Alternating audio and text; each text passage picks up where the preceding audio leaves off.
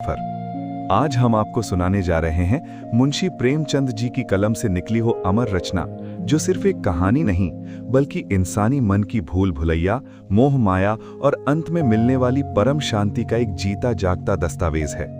ये कहानी है एक ऐसे इंसान की जिसे दुनिया ने ठुकरा दिया, परिवार ने भुला दिया, लेकिन एक पक्षी ने उसे मोक्ष का रास्ता दिखाया। इस कहानी का नाम है आत्माराम। भारत के ग्रामीण परिवेश में, जहां आज भी पुरानी मान्यताओं और परंपराओं का वास है, वहीं एक छोटा सा गांव था जिसका नाम था वेदग्राम। वेदग्राम देखने में तो साधारण सा गांव था, कच्ची सड़कें, खपरैल के मकान और चारों तरफ फैले हुए खेत। लेकिन इस गांव में एक ऐसा व्यक्ति रहता था जिसकी चर्चा न केवल उस गांव में बल्कि आसपास के कई इलाकों में थी। उस व्यक्ति का नाम था महादेव सोनार। महादेव पेशे से तो एक सुनार थे, लेकिन उनका जीवन और उनका व्यक्तित्व किसी पहेली से कम नहीं था। महादेव सोनार एक सुविख्यात आदमी थे, लेकिन ये विख्यात होना सम्मान की वजह से कम और उनकी विचित्र आदतों की वजह से ज्यादा था। वो अपने घर के सामने बनी एक छोटी सी कोठरी, जिसे वो अपना साहिबान कहते थे, उसमें सुबह से लेकर शाम तक एक छोटी सी अंगीठी के सामने बैठे हुए खटखट खटखट किया करते थे। लोहे और सोने को पीटने की ये आवाज गांव वालों के लिए घड़ी की तरह थी। ये लगातार आने वाली ध्वनि सुनने के लोग इतने अभ्यस्त हो गए थे कि अगर किसी दिन किसी कारणवश ये आवाज आनी बंद हो जाती तो लोगों को लगता कि गांव से कोई चीज गायब हो गई है, कोई सूनापन सा छा गया है। महादेव की दिनचर्या बिल्कुल पत्थर की लकीर जैसी पक्की थी। नित्य प्रति, चाहे गर्मी की तपती धूप हो या सर्दी की ठिठुरती भोर, वो एक बार प्रातःकाल ब्रह्म मुहूर्त में उठते थे। उनके हाथ में एक तोते का पिंजरा होता था और वो लड़खड़ाते कदमों से गांव के बाहर स्थित तालाब की ओर जाते थे। उस समय जब आसमान में तारे भी पूरी तरह नहीं छिपे होते थे, उस धुंधले प्रकाश में उनका जर्जर शरीर, पिचका हुआ पोपला मुंह और बुढ़ापे के बोझ से झुकी हुई कमर देखकर किसी अपरिचित मनुष्य को भ्रम हो सकता था कि शायद उसने किसी पिशाच या प्रेत को देख लिया है। लेकिन जैसे ही लोगों के कानों में उनकी भारी और कमकपाती हुई आवाज आती, सद्गुरु दत्त, शिव दत्त दाता, राम के चरण में चित्त लागा, तो लोग समझ जाते कि भोर हो गई है। ये मंत्र, ये ध्वनि वेदग्राम की सुबह का अलार्म बन चुकी थी। सद्गुरु दत्त, शिव दत्त दाता, ये केवल शब्द नहीं थे, ये महादेव के अकेलेपन का संगीत था। अब आप सोच रहे होंगे कि महादेव का जीवन कैसा था, क्या वो खुश थे? सच तो ये है कि महादेव का पारिवारिक जीवन बिल्कुल भी सुखमय नहीं था, बल्कि कांटों से भरा था। ऐसा नहीं था कि वो अकेले थे, उनका परिवार बहुत बड़ा था। उनके 3 जवान और हट्टे कट्टे पुत्र थे, घर में 3 बहुएं थीं और आंगन में खेलते हुए दर्जन भर नाती पोते थे। घर में रौनक की कोई कमी नहीं थी, लेकिन महादेव के दिल में एक गहरा सन्नाटा था। उस भारी भरकम परिवार में उसके बुढ़ापे के बोझ को हल्का करने वाला कोई न था। बेटे जिन्हें बुढ़ापे की लाठी होना चाहिए था, वो आपस में बातें करते, अरे जब तक ये दादा जीते हैं तब तक हम जीवन का असली आनंद कैसे ले सकते हैं? ये बुढ़ा तो अपनी दौलत पर सांप बनकर बैठा है, जब ये मरेगा तभी हम चैन की सांस लेंगे। सोचिए, जिस पिता ने पाल पोस कर बड़ा किया, उसके लिए ऐसी बातें। लड़के सोचते थे कि फिर तो ये सारी गृहस्थी उनके गले पड़ेगी ही, लेकिन अभी तो ये बुढ़ा रुकावट है। बेचारे महादेव की हालत ये थी कि कभी कभी उन्हें घर में बना हुआ भोजन तक नसीब नहीं होता था। कई रातें ऐसी होती थीं जब वो निराहार ही रह जाते। बहुएं रोटियां बनाती, बच्चे खाते, बेटे खाते, लेकिन महादेव की तरफ किसी का ध्यान न जाता।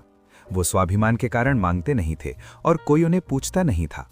वो भूखा ही अपनी कोठरी में उठाता और अंधेरे में बैठकर अपने पुराने नारियल का हुक्का गुड़गुड़ाता हुआ सो जाता। भूख को वो धुएं में उड़ाने की कोशिश करते। उनका व्यावसायिक जीवन यानी उनका कामकाज और भी ज्यादा अशांति और क्लेश से भरा हुआ था। यद्यपि वो अपने काम में निपुण थे, सोने की परख उन्हें अच्छी थी, लेकिन उनकी नीयत पर लोगों को हमेशा शक रहता था। उनकी बनाई हुई खटाई यानी सोने को गलाने का मसाला औरों से कहीं ज्यादा तेज होती थी, और उनकी रासायनिक क्रियाएं जिससे वो सोने में मिलावट करते थे, वो बहुत ही पेचीदा थीं। इसी वजह से आए दिन उन्हें अपने ग्राहकों के ताने सुनने पड़ते थे। कोई आकर कहता, महादेव तुमने मेरा सोना मार लिया, तो कोई कहता तुमने टाका ज्यादा लगा दिया। शक की और धैर्य शून्य पाणियों के कड़वे शब्द उनके कानों में पिघले हुए शीशे की तरह पड़ते थे। पर महादेव, वो एक पत्थर की मूर्ति की तरह अविचलित और गंभीर होकर सिर झुकाए सब कुछ सुना करते थे। न गुस्सा न जवाब, बस खामोशी। लेकिन जैसे ही ये कलह शांत होता, ग्राहक बड़बड़ाता हुआ चला जाता, तो महादेव अपनी कोठरी में टंगे इस पिंजरे की ओर देखते। उस पिंजरे में एक हरे रंग का तोता था, जिसका नाम उन्होंने बड़े प्यार से रखा था, आत्माराम। उस तोते को देखते ही वो पुकार उठते, सद्गुरु दत्त शिवदत्त दाता। मानो इस एक मंत्र को जपते ही दुनिया भर का अपमान, घर की कलह और पेट की भूख सब कुछ गायब हो जाती थी। उनके अशांत चित्त को पूर्ण शांति प्राप्त हो जाती थी। वो तोता ही उनका मित्र था, उनका बेटा था और उनका भगवान भी। लेकिन होनी को कौन टाल सकता है? कहते हैं ना, इंसान का मोह ही उसके दुख का कारण बनता है। एक दिन एक ऐसी घटना घटी जिसने महादेव की दुनिया उजाड़ दी। संयोगवश घर के किसी नटखट लड़के ने शायद खेल खेल में या शरारत में पिंजरे का द्वार खोल दिया। तोता आजाद था और उसने वही किया जो एक पक्षी करता है, वो उड़ गया। महादेव अपने काम में मग्न थे। थोड़ी देर बाद जब उन्होंने सिर उठाकर आदत के अनुसार पिंजरे की ओर देखा तो उनका कलेजा सन्न रह गया, धड़कनें रुक सी गईं। तोता कहाँ गया? उनकी बूढ़ी आंखें जो अब कम देख पाती थीं, फटी की फटी रह गईं। उन्होंने चश्मा ठीक किया, फिर से पिंजरे को देखा। पिंजरा खाली था, उसका दरवाजा झूल रहा था। महादेव घबराकर अपनी जगह से उठे। उनके हाथ से हथौड़ी छूट गई। वो पागलों की तरह कोठरी से बाहर निकले और इधर-उधर खपरेलों पर निगाह दौड़ाने लगे। उनका गला सूख गया था। इस विशाल संसार में अगर कोई वस्तु उन्हें अपनी जान से भी ज्यादा प्यारी थी तो वो यही तोता था, आत्माराम। इस पक्षी से उन्हें किसी प्रकार का कष्ट न था, न वो हिस्सा मांगता था, न ताने देता था। वो अब जीवन की उस अवस्था में थे जब मनुष्य को शांति और स्नेह के सिवा और कोई इच्छा नहीं रहती, और वो स्नेह उन्हें अपनों से नहीं, उस पक्षी से मिलता था। तभी उनकी नजर पड़ी। तोता सामने वाली छत की एक खपरेल पर बैठा था। हरे रंग का वो नन्हा सा जीव आजादी की सांस ले रहा था। महादेव ने जल्दी से खाली पिंजरा उतार लिया और उसे ऊपर दिखाकर बच्चों की तरह ललचाते हुए कहने लगे, आ सतगुरु दत्त शिवदत्त दाता, आजा बेटा, आजा। लेकिन मुसीबत अकेले नहीं आती। गांव और घर के लड़के जो हमेशा महादेव को सताने का मौका ढूंढते थे, वहां एकत्र हो गए। उन्हें तमाशा मिल गया। वो जोर जोर से चिल्लाने लगे, तालियां बजाने लगे, हूटिंग करने लगे। अरे देखो, बुढ़े का तोता उड़ गया। ऊपर से कौवे ने भी कांव कांव की रट लगा दी। तोता, जो पहले से ही डरा हुआ था, इस शोर शराबे से और घबरा गया। उसने पंख फैलाए और उड़कर गांव से बाहर निकलकर आम के बागीचे में एक ऊंचे पेड़ पर जा बैठा। अब महादेव की हालत देखने लायक थी। वो खाली पिंजरा हाथ में लिए उस पक्षी के पीछे पीछे बेतहाशा दौड़े। उनका शरीर कांप रहा था, धोती खुल रही थी, लेकिन उन्हें होश नहीं था। लोगों को, गांव के किसानों को उनकी इस दुर्गति पर अचंभा हो रहा था और साथ ही हंसी भी आ रही थी। कोई कह रहा था कि देखो मोह और माया का खेल, इंसान कैसे एक जानवर के पीछे पागल हो रहा है। इससे सुंदर, इससे सजीव और इससे भावमय कल्पना नहीं की जा सकती थी कि एक बूढ़ा आदमी अपनी आत्मा को पकड़ने के लिए दौड़ रहा है। दोपहर हो गई थी, सूरज सिर पर चढ़ाया था। धूप इतनी तेज थी कि पत्थर भी पिघल जाएं। किसान लोग अपने खेतों से काम करके वापस आ रहे थे। उन्हें विनोद का, हंसी मजाक का अच्छा अवसर मिला। महादेव को चिढ़ाने में, उसे परेशान करने में सभी को एक क्रूर आनंद आता था। किसी ने पीछे से कंकड़ फेंके, किसी ने सीटियां बजाईं, किसी ने तालियां बजाईं। तोता फिर उड़ा और वहां से दूर आम के बाग में और भी घने पेड़ों के बीच एक पेड़ की सबसे ऊंची फुनगी पर जा बैठा। महादेव फिर खाली पिंजरा लिए मेंढक की भांति उचकते हुए, हांफते हुए उसके पीछे चले। बाग में पहुंचे तो वहां की जमीन तप रही थी। महादेव के पैरों में जूते नहीं थे। उनके तलवों से आग निकल रही थी। सिर चक्कर खा रहा था, आंखों के आगे अंधेरा छा रहा था। शरीर जवाब दे चुका था, लेकिन मन अभी भी उस तोते में अटका था। जब जरा संभले तो फिर पिंजरा उठाकर रुआं से होकर पुकारने लगे, सतगुरु दत्त शिवदत्त दाता, आजा मेरे भाई, आजा। तोता फुनगी से उतरकर नीचे की एक डाल पर आ बैठा। वो अपनी गोल गोल आंखों से महादेव की ओर सशंक नेत्रों से, यानी डर के साथ ताक रहा था। उसे शायद विश्वास नहीं हो रहा था कि ये वही उसका मालिक है। महादेव ने समझा कि वो डर रहा है। वो पिंजरे को वहीं जमीन पर छोड़कर आम के एक दूसरे पेड़ की आड़ में छिप गए ताकि तोता नीचे आए। तोते ने चारों ओर गौर से देखा। उसे लगा कि खतरा टल गया है। वो निशंक हो गया, धीरे से उतरा और आकर पिंजरे के ऊपर बैठ गया। महादेव का हृदय जोर जोर से उछलने लगा। उन्हें लगा बस अब तो मिल गया। वो सद्गुरु दाता शिवदाता का मंत्र मन ही मन जपते हुए बिल्ली की तरह दबे पांव धीरे धीरे तोते के समीप आए और झपट्टा मारा कि तोते को पकड़ ले। किंतु तोता हाथ ना आया। वो फुर्ती से उड़ा और फिर पेड़ की ऊंची डाल पर जा बैठा। महादेव खाली हाथ मुंह बाएं खड़े रह गए। उनकी आंखों में अब आंसू आ गए थे। शाम तक यही हाल रहा। तोता कभी इस डाल पर जाता, कभी उस डाल पर, कभी पिंजरे पर आ बैठता, कभी पिंजरे के द्वार पर बैठे अपनी दाना पानी की प्यालियों को ललचाई नजरों से देखता और फिर उड़ जाता। ऐसा लग रहा था जैसे तोता महादेव की परीक्षा ले रहा हो। अगर बुढ़ा महादेव मूर्तिमान मोह था, तो वो तोता मूर्तिमान माया था। माया कभी पास आती, कभी दूर जाती, यहां तक कि शाम हो गई, सूरज डूब गया। माया और मोह का ये संगम धीरे धीरे अंधकार में विलीन हो गया। रात हो गई, चारों ओर निबिड़ अंधकार यानी गहरा काला अंधेरा छा गया। तोता न जाने पत्तों में कहां छिपा बैठा था। महादेव जानते थे कि रात को तोते को दिखाई नहीं देता और वो कहीं उड़कर नहीं जा सकता, लेकिन वो पिंजरे में भी नहीं आ सकता था। फिर भी महादेव उस जगह से हिलने का नाम नहीं ले रहे थे। आज उन्होंने दिन भर कुछ नहीं खाया था। रात के भोजन का समय भी निकल गया। पानी की एक बूंद भी उनके सूखे कंठ में न गई थी। लेकिन आश्चर्य की बात यह थी कि उन्हें न भूख थी न प्यास। तोते के बिना उसे अपना जीवन निस्सार, शुष्क और सूना जान पड़ता था। वो दिन रात काम क्यों करते थे? सिर्फ आदत थी। उन कामों में उन्हें अपनी सजीवता का लेश मात्र भी ज्ञान न होता था। तोता ही वो एकमात्र वस्तु था जो उसे चेतना की याद दिलाता था कि वो जिंदा है। उसका हाथ से जाना महादेव के लिए जीवन का देह त्याग करने जैसा था। महादेव दिन भर का भूखा प्यासा थका हारा पेड़ की जड़ से टेक लगाकर बैठ गया। रह रहकर उसे झपकियां आ रही थीं। नींद उसे अपने आगोश में ले रही थी, किंतु एक क्षण में वो फिर चौंक कर आंख खोल देता था। उसे डर था कि कहीं तोता उसे छोड़कर हमेशा के लिए न चला जाए। उस विस्तृत और डरावने अंधकार में कभी कभी उसकी धीमी आवाज सुनाई देती, सद्गुरु दत्त शिव दत्त दाता। आधी रात गुजर गई थी। सन्नाटा इतना गहरा था कि अपनी सांसों की आवाज भी सुनाई दे रही थी। सहसा महादेव कोई आहट पाकर चौंक उठे। उन्होंने देखा बाग के दूसरे कोने में एक विशाल वृक्ष के नीचे एक धुंधला सा दीपक जल रहा है और उस मध्यम रोशनी में कई आदमी बैठे हुए आपस में कुछ बातें कर रहे हैं। वो सब चिलम पी रहे थे। हवा के झोंके के साथ तंबाकू और गांजे की महक महादेव की नाक तक पहुंची। महादेव जो हुक्के के आदी थे, तंबाकू की महक ने उन्हें अधीर कर दिया।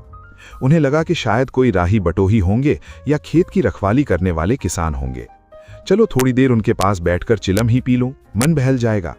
वो बिना सोचे समझे उच्च स्वर से बोले, सद्गुरु सद्गुरु दत्त शिव दत्त दाता, और उन आदमियों की ओर लड़खड़ाते कदमों से चिलम पीने चले गए। किंतु जिस प्रकार जंगल में बंदूक की आवाज सुनते ही हिरणों का झुंड भाग खड़ा होता है, उसी प्रकार महादेव की आवाज सुनते ही और उन्हें अपनी तरफ आते देखकर वे सब आदमी घबराकर उठ खड़े हुए और बेतहाशा भागे। कोई इधर गया, कोई उधर गया, कोई झाड़ियों में कूद गया। महादेव हैरान रह गए। वो चिल्लाने लगे, अरे भाई ठहरो ठहरो, भागते क्यों हो? मैं कोई भूत नहीं हूं, मैं तो महादेव हूं। लेकिन तभी एकाएक उनके दिमाग की बत्ती जली। ये लोग इतनी रात को यहां छिपकर बैठे थे और मुझे देखकर भाग गए। इसका मतलब ये सब साधारण यात्री नहीं थे, ये सब चोर थे। वो जोर से चिल्ला उठे, चोर चोर चोर, पकड़ो पकड़ो। लेकिन चोरों ने पीछे मुड़कर फिर न देखा, वो हवा हो चुके थे। महादेव डरते डरते धड़कते दिल के साथ उस जलते हुए दीपक के पास गए। वहां जमीन पर कुछ नहीं था सिवाय एक चीज के। वहां एक कलसा यानी एक तांबे का बड़ा सा मटका रखा हुआ था, जो पुराने होने की वजह से और जमीन में गड़े रहने की वजह से मोर्चे से काला हो रहा था। महादेव ने इधर उधर देखा, कोई नहीं था। उनका हृदय पसलियों से बाहर आने को हो रहा था। उन्होंने कांपते हाथों से कलसे में हाथ डाला। उंगलियों को कुछ ठंडा और सख्त महसूस हुआ। उन्होंने मुट्ठी भरकर बाहर निकाली और दीपक के उजाले में देखा। उनकी आंखें चुंधिया गईं। वो कंकड़ पत्थर नहीं थे, वो मोहरें थीं, पुरानी सोने की भारी भरकम मोहरें। महादेव का पूरा शरीर सिहर उठा। एक पल के लिए उन्हें लगा कि वो सपना देख रहे हैं। उन्होंने तुरंत कलसा उठा लिया। वो बहुत भारी था। उन्होंने फूंक मारकर दीपक बुझा दिया और तुरंत उसी पेड़ के नीचे घनी झाड़ियों की आड़ में छिपकर बैठ गए। जो आदमी एक पल पहले एक पक्षी के लिए रो रहा था, अब वो धन का रक्षक बन गया था। डर के मारे उनकी सांसें तेज चल रही थीं। उन्हें फिर शंका हुई, ऐसा न हो कि चोर अपनी भूल सुधारने लौट आएं और मुझे अकेला देखकर मेरी जान ले लें और मोहरें छीन लें। ये डर लाजमी था। उन्होंने तुरंत अपनी धोती की कमर में कुछ मोहरें बांधी, फिर आसपास टटोला, एक सूखी लकड़ी मिली। उस लकड़ी से जमीन की मिट्टी हटाकर पागलों की तरह जल्दी जल्दी कई गड्ढे बनाए। उन गड्ढों में बाकी मोहरें भर दी और ऊपर से मिट्टी और सूखे पत्ते डालकर ढक दिया, ताकि किसी को पता न चले कि यहाँ ताज़ा खुदाई हुई है। अब महादेव के अंतर्मन के नेत्रों के सामने एक दूसरा ही जगत था, वो जगत जो चिंताओं और कल्पनाओं से परिपूर्ण था। यद्यपि अभी खजाने के हाथ से निकल जाने का भय था, पर अभिलाषाओं ने अपना काम शुरू कर दिया था। गरीबी में जिए हुए इंसान के सामने जब अपार धन आता है तो वो सबसे पहले सपने बुनता है। महादेव के मन में एक आलीशान पक्का मकान बन गया। सराफे की यानी गहनों की एक भारी दुकान खुल गई। वो रिश्तेदार, वो बेटे बहुएं जो उन्हें धिक्कारते थे, अब वो सब उनके पैरों में पड़े थे। निज संबंधियों से फिर नाता जुड़ गया। विलास की सामग्रियां एकत्रित हो गईं। फिर मन में आया कि अब तीर्थ यात्रा करने चलेंगे। वहां से लौटकर बड़े समारोह से यज्ञ होगा, पूरे गांव को ब्राह्मण भोज दिया जाएगा। इसके पश्चात गांव में एक शिवालय बनेगा, एक पक्का कुआं बनेगा, एक सुंदर बाग भी लग जाएगा और वो नित्य प्रति कथा पुराण सुनने लगेंगे। साधु संतों का आदर होने लगेगा।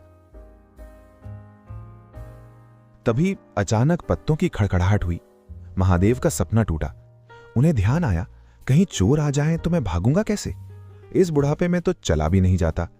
उन्होंने अपनी परीक्षा लेने के लिए अपनी धोती कसकर बांधी, पिलास उठाया और 200 पग तक यानी काफी दूर तक बेतहाशा भागते हुए चले गए। उन्हें खुद पर विश्वास नहीं हुआ। जान पड़ता था कि उनके पैरों में पर लग गए हैं। डर और लालच ने उन्हें जवानी का जोश दे दिया था। जब तसल्ली हो गई कि वो भाग सकते हैं तो चिंता शांत हो गई। इन्हीं सुनहरी कल्पनाओं और डर के बीच रात व्यतीत हो गई। उषा का आगमन हुआ। पूर्व दिशा में लालिमा छा गई। ठंडी हवा जागी, चिड़िया गाने लगी। प्रकृति एक अनुरागमय प्रकाश में डूबी हुई थी। सहसा महादेव के कानों में एक आवाज आई, वो आवाज जिसका उन्हें 24 घंटे से इंतजार था। सतगुरु दत्त शिव दत्त दाता, राम के चरण में चित्त लागा। ये बोल सदैव महादेव की जीभ पर रहता था। दिन में हजारों बार ये शब्द मुंह से निकलते थे, पर उनका धार्मिक भाव कभी भी उनके अंतःकरण को स्पर्श न करता था। जैसे किसी बाजे से राग निकलता है, उसी प्रकार उनके मुंह से ये बोल निकलता था, निरर्थक और प्रभाव शून्य। अब तक उनका हृदय रूपी वृक्ष पत्र पल्लव विहीन था, सूखा था, पर अब उस वृक्ष में कोपलें और शाखाएं निकल आई थीं। इन पवित्र शब्दों के प्रभाव से उनका रोम रोम झूम उठा, गुंजित हो गया। उसी समय तोता आत्माराम अपने पैरों को जोड़े हुए ऊंची डाल से उतरा, जैसे आकाश से कोई तारा टूटे, और सीधा आकर पिंजरे में बैठ गया। महादेव प्रफुल्लित होकर दौड़े। उन्होंने पिंजरे को उठाया, उसे छाती से लगा लिया और बोले, आओ आत्माराम, आओ मेरे बच्चे। तुमने मुझे कष्ट तो बहुत दिया, रुलाया बहुत, पर मेरा जीवन भी सफल कर दिया। तुम नहीं उड़ते तो मैं यहां नहीं आता। अब तुम्हें लोहे के नहीं, चांदी के पिंजरे में रखूंगा और सोने से मढ़ दूंगा। उस वक्त महादेव के रोम रोम से परमात्मा के गुणानुवाद की ध्वनि निकलने लगी। प्रभु, तुम कितने दयावान हो, ये तुम्हारा असीम वात्सल्य है, नहीं तो मुझ पापी नीच प्राणी कब इस कृपा के योग्य था। इन पवित्र भावों से उनकी आत्मा विह्वल हो गई। वो भाव विभोर होकर उठे। सतगुरु दत्त शिव दाता, सतगुरु दत्त शिव दत्त दाता, राम के चरण में चित्त लागा। उसने एक हाथ में पिंजरा लटकाया, बगल में वो भारी कलसा दबाया और घर की ओर चल पड़े। उनकी चाल में अब एक राजा जैसी शान थी। महादेव घर पहुंचे तो अभी कुछ अंधेरा था। रास्ते में एक कुत्ते के सिवा और किसी से भेंट न हुई, और गनीमत यह थी कि कुत्ते को मोहरों से विशेष प्रेम नहीं होता। उसने चुपचाप घर के पिछले हिस्से में जाकर कलसे को भूसे के ढेर के नीचे एक नाद में छिपा दिया और ऊपर से कोयले और लकड़ियां रखकर अच्छी तरह ढक दिया। फिर अपनी कोठरी में आकर ऐसे लेट गए जैसे कुछ हुआ ही ना हो। जब दिन पूरी तरह निकल आया तो वो सीधे गांव के पुरोहित पंडित जी के घर पहुंचे। पुरोहित जी अपनी गद्दी पर पूजा कर बैठे थे, लेकिन मन पूजा में नहीं था। वो सोच रहे थे, कल ही कचहरी में मुकदमे की पेशी है, वकीलों को फीस देनी है और अभी तक हाथ में एक कौड़ी भी नहीं है। यजमानों में कोई सांस भी नहीं लेता, सब कंजूस हो गए हैं। इतने में महादेव ने प्रवेश किया और प्रणाम किया। पंडित जी ने मुंह फेर लिया। मन में सोचा, लो सुबह सुबह ये अमंगल मूर्ति कहां से आ पहुंची। मालूम नहीं आज दाना पानी भी मयस्सर होगा या नहीं। ये तो खुद मक्खी चूस है, देगा तो क्या देगा। रुष्ट होकर बिना देखे ही पूछा, क्या है जी, क्या कहते हो? जानते नहीं हम इस समय पूजा पर रहते हैं, बाधा मत बालो। महादेव ने अत्यंत विनम्रता से कहा, महाराज क्षमा करें, मैं चाहता हूं कि आज मेरे यहाँ सत्यनारायण भगवान की कथा हो, आप पधारें। पुरोहित जी विस्मित हो गए। अपनी कानों पर विश्वास न हुआ। महादेव के घर कथा का होना उतनी ही असाधारण और असंभव घटना थी जितनी अपने घर से किसी भिखारी के लिए भीख निकालना। उन्होंने चश्मा ठीक करते हुए पूछा, आज क्या है, कोई विशेष पर्व? महादेव बोला, कुछ नहीं महाराज, बस ऐसी इच्छा हुई कि आज भगवान की कथा सुन लूं, मन को शांति मिलेगी। पुरोहित जी को लगा दाल में कुछ काला है या शायद बुढ़ा सठिया गया है, लेकिन कथा का नाम सुनकर उनका लोभ जाग गया। प्रभाव से ही तैयारी होने लगी। वेदों के निकटवर्ती गांवों में सुपारी फिर गई, यानी न्योता भेज दिया गया। कथा के उपरांत भव्य भोज का भी न्योता था। जो सुनता आश्चर्य करता, आज रेत में दूब कैसे जमी, ये कंजूस महादेव और भंडारा। संध्या समय जब सब लोग जमा हुए, गांव के बड़े बुजुर्ग, बच्चे सब आ गए। पंडित जी अपने सिंहासन पर विराजमान हुए। कथा समाप्त हुई, आरती हुई। तब महादेव अपनी जगह से खड़ा हुआ। उसकी आंखों में एक अजीब सी चमक थी। वो उच्च स्वर से बोला, भाइयों, मेरी बात ध्यान से सुनिए। मेरी सारी उम्र छल कपट में कट गई। मैंने न जाने कितने आदमियों को दगा दी, कितने खरे सोने को खोटा किया, मिलावट की, बेईमानी की, पर अब भगवान ने मुझ पर दया की है। वो मेरे मुंह की कालिख को मिटाना चाहते हैं। उसने एक गहरी सांस ली और ललकार कर कहा, मैं आप सब भाइयों से गंगा को साक्षी मानकर कहता हूं कि जिसका मेरे जिम्मे जो कुछ निकलता हो, जिसकी जमा मैंने मार ली हो या जिसके चोखे माल को खोटा कर दिया हो, वो आज आकर अपनी एक एक कौड़ी चुका ले। अगर कोई यहां ना आ सका हो तो आप लोग उससे जाकर कह दीजिए कि कल से 1 महीने तक जब जी चाहे आए और अपना हिसाब चुकता कर ले। किसी बही खाते या गवाही साखी की जरूरत नहीं। आप जो कहेंगे मैं वो मान लूंगा और चुका दूंगा। सब लोग सन्नाटे में आ गए। पूरी सभा में खामोशी छा गई। कोई मार्मिक भाव से सिर हिलाकर बोला, हम कहते थे ना, भगवान के घर देर है अंधेर नहीं। किसी ने अविश्वास से कहा, क्या खाक भरेगा, हजारों का टोटल हो जाएगा, घर बिक जाएगा इसका। एक ठाकुर ने ठिठोली की, अरे और जो लोग सुरधाम चले गए यानी मर गए, उनका क्या होगा? महादेव ने उत्तर दिया, उनके घर वाले तो होंगे, वारिस तो होंगे, मैं उनको दूंगा। किंतु उस समय लोगों को वसूली की इतनी इच्छा न थी जितनी ये जानने की कि इसे इतना धन मिला कहां से। क्या खजाना मिल गया या लॉटरी लग गई? किसी को महादेव के पास आने का साहस न हुआ। देहात के आदमी थे, गड़े मुर्दे उखाड़ना क्या जाने। फिर प्रायः लोगों को याद भी न था कि उन्हें महादेव से क्या पाना है। और ऐसे पवित्र अवसर पर सत्यनारायण की कथा के बाद झूठ बोलकर पाप के भागी बनने का भय भी उनका मुंह बंद किए हुए था। सबसे बड़ी बात यह थी कि महादेव की इस अचानक जागी साधुता ने उन्हें वशीभूत कर लिया था। अचानक सन्नाटा तोड़ते हुए पुरोहित जी बोले, तुम्हें याद है महादेव, मैंने एक बार कंडा बनाने के लिए तुम्हें सोना दिया था। तुमने उसमें से कई मासे तोल में उड़ा दिए थे। महादेव ने हाथ जोड़कर कहा, हाँ महाराज, याद है। कितना नुकसान हुआ होगा आपका? पुरोहित ने तपाक से कहा, 50 रुपए से कम ना होगा। सब जानते थे कि पुरोहित झूठ बोल रहे हैं। महादेव ने बिना बहस किए कमर से 2 सोने की मोहरें निकाली और पुरोहित जी के सामने रख दी। पुरोहित जी की इस लोलुपता और लालच पर लोगों में टीका टिप्पणी होने लगी। ये तो खुली बेईमानी है। बहुत हो तो 4 रुपए का नुकसान हुआ होगा, बेचारे से 50 रुपए ऐंठ लिए। नारायण का भी डर नहीं, बनने को पंडित हैं पर नीयत ऐसी खराब। राम राम। लोगों को महादेव पर एक श्रद्धा सी हो गई। 1 घंटा बीत गया। उन सैकड़ों मनुष्यों में से एक भी खड़ा न हुआ पैसे मांगने के लिए। तब महादेव ने फिर कहा, मालूम होता है आप लोग अपना अपना हिसाब भूल गए हैं, इसलिए आज कथा होने दीजिए, भोजन कीजिए। मैं 1 महीने तक आपकी राह देखूंगा। इसके पीछे मैं तीर्थ यात्रा करने चला जाऊंगा। आप सब भाइयों से मेरी विनती है कि मेरा उद्धार करें, मेरा कर्ज माफ करें। 1 महीने तक महादेव लेनदारों की राह देखता रहा। रात को उसे चोरों के भय से नींद न आती थी। अब वो कोई काम न करता था। शराब और गांजे का चस्का छूट गया। साधु अभ्यागत द्वार पर आते उनका यथा योग्य सत्कार करता। दूर दूर तक उसका सुयश फैल गया।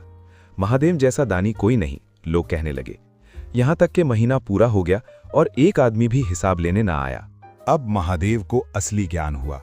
उसे समझ आया कि संसार में कितना धर्म, कितना शर्म और कितना लिहाज बाकी है।